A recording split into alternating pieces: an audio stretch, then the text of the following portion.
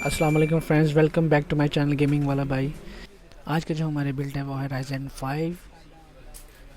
5000 series 5600G और इसके साथ मदरबोर्ड है MSI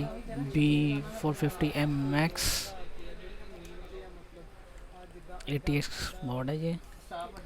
और NVMe 256 twin mouse SSD drive है इसमें, RTX 3050 ग्राफिक कार्ड है 8GB मेमोरी के साथ,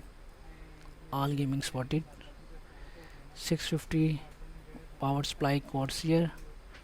64GB रैम है Adata